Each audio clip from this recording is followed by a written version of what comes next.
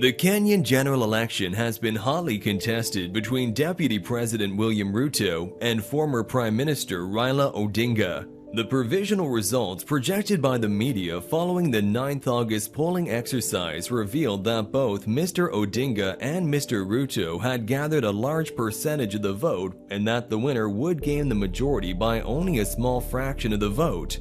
Furthermore, the remaining two candidates had gained a cumulative 1.85% of the vote, leading most observers to deduce that a runoff election would be necessary to determine Kenya's next president.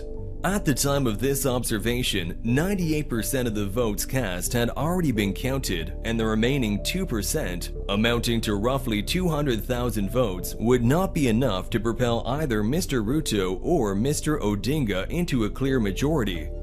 What followed was a circus of confusion and intentional misdirection by IEBC chairman Mr. Wafula Chebukati as the vote counting exercise was stopped and restarted twice.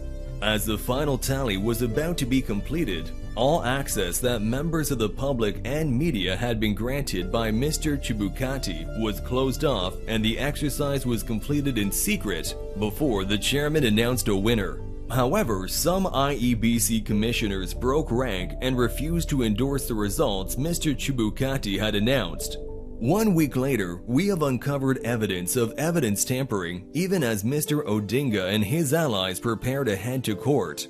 A laptop device was retrieved from an agent of Mr. Ruto, identified as Mr. Jeffrey Koch. Mr. Koch and others, with assistance from IEBC staff such as Ms. Hilda Kavanga, who is head of system security, have infiltrated the vote tallying server and over a period of 2 weeks starting on 9th August, altered and replaced crucial documents related to the elections.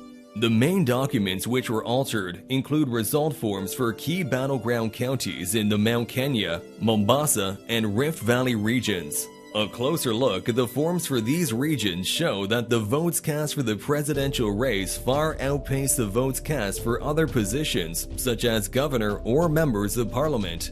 These alterations were made from the laptop retrieved from Mr. Koch. The same laptop had been given to Mr. Koch by Mrs. Gladys Cholet, an ally to Mr. Ruto, who was accused of passing the device and other documents to an IEBC staff member involved in the vote counting process. Mr. Chebukati has severally denied any tampering of the tally server and urged anyone with doubts to visit the public portal which IEBC used to display the results. However, when we visited the portal on 20th August, more than 5 days after the counting had stopped, we discovered that new files were being updated and replaced. A forensic search into Mr. Koch's computer revealed why.